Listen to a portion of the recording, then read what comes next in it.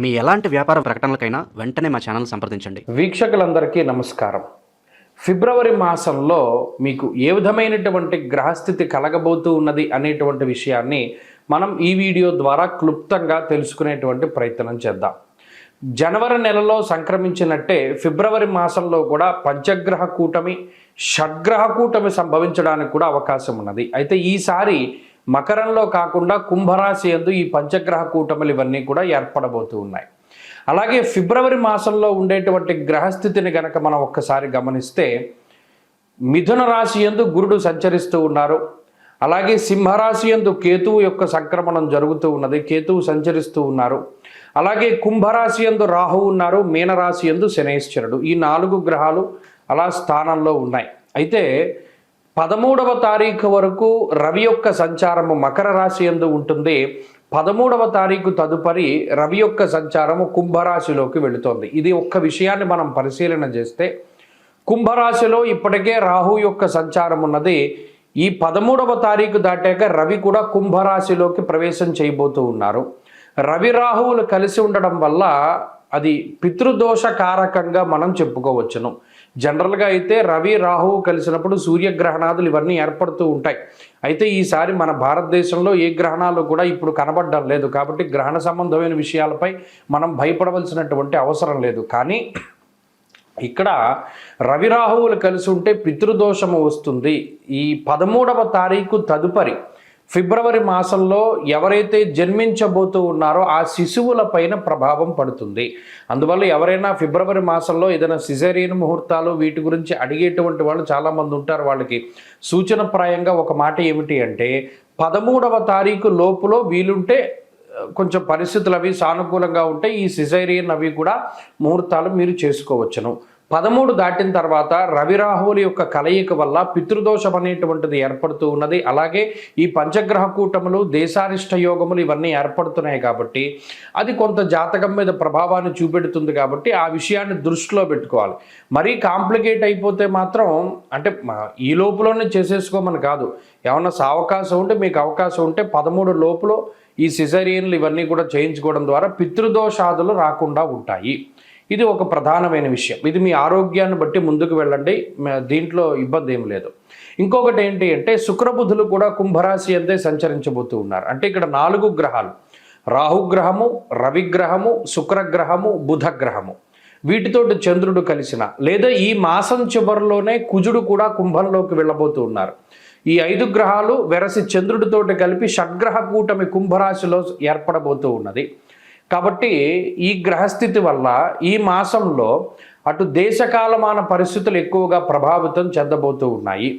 దేశారిష్ట యోగం అనేటువంటిది పట్టబోతూ ఉన్నది. ఎందుకంటే అటు కుజరాహువుల యొక్క కలయిక, అలాగే రవి రాహువుల యొక్క కలయిక ఇవన్నీ కూడా దేశారిష్ట యోగాలుగా చెప్పబడ్డాయి.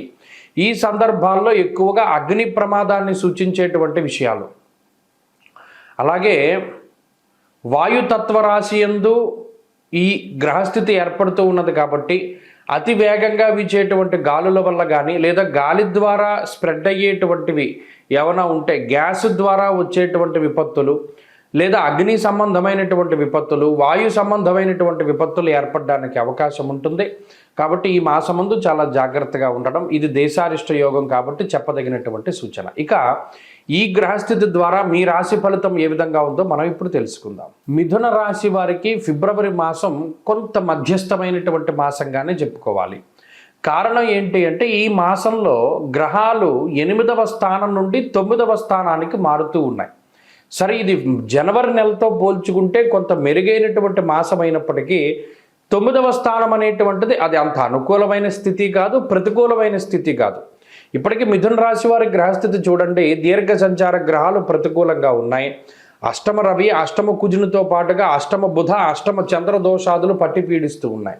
ఈ మాసంలో జరిగే మంచి ఏంటి అంటే ప్రతికూలించేటువంటి గ్రహాల యొక్క సంఖ్య పూర్తిగా తగ్గిపోవడము, అష్టమంలో ఉండేటువంటి 5 గ్రహాలు మారిపోయి 9వ స్థానానికి వెళ్ళడం. అయితే ఇక్కడ ఇంకో పాయింట్ ఏంటి అంటే 9వ స్థానం అనేటువంటిది గోచార రీత్యా అంత అనుకూలమైంది కాదు, అంత ప్రతికూలమైంది కాదు. భాగ్యము అన్నారు. భాగ్యస్థాన స్థిత గ్రహాలన్నీ గోచారంలో డబ్బు ఖర్చు పెట్టించేటువంటి విధంగానే వస్త్రనాశం, పుత్రవైరం, ప్రవాసం, రోగపీడనం, ఉద్యోగ భంగం, కలహం అన్నాడు. అంటే ఇక్కడ 9వ స్థానస్థిత గ్రహాలన్నీ ఏం చేస్తాయి?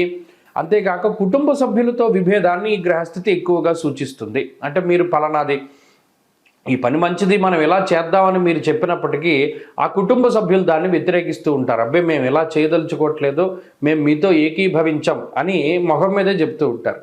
అది ఒకంత ఇబ్బందిని కలగజేస్తుంది. కాబట్టి ఈ రకమైనటువంటివి ఈ మాసంలో ఎక్కువ జరుగుతాయి.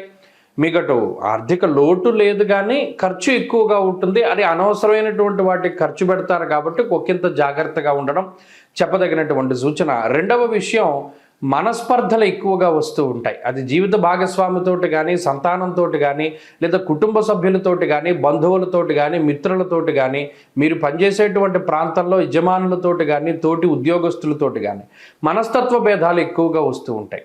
వాటిని ఒకంత తగ్గించుకుని ముందుకు వెళ్ళడం ద్వారా మీరు సానుకూలమైనటువంటి ఫలితాలను పొందగలుగుతారు. మీలో ఆత్మస్థైర్యాన్ని ఎప్పటికప్పుడు నింపుకోవడానికే ప్రయత్నం చేయండి. 13వ తారీఖు లోపు ఉండేటువంటి పరిస్థితులు అంత అనుకూలంగా లేవు కాబట్టి ముఖ్యమైనటువంటి పనులన్నీ 13వ తారీఖు తర్వాతే మీరు పెట్టుకున్నట్టయితే ఒకంత సానుకూలమైనటువంటి ఫలితాన్ని మనం ఆశించవచ్చును.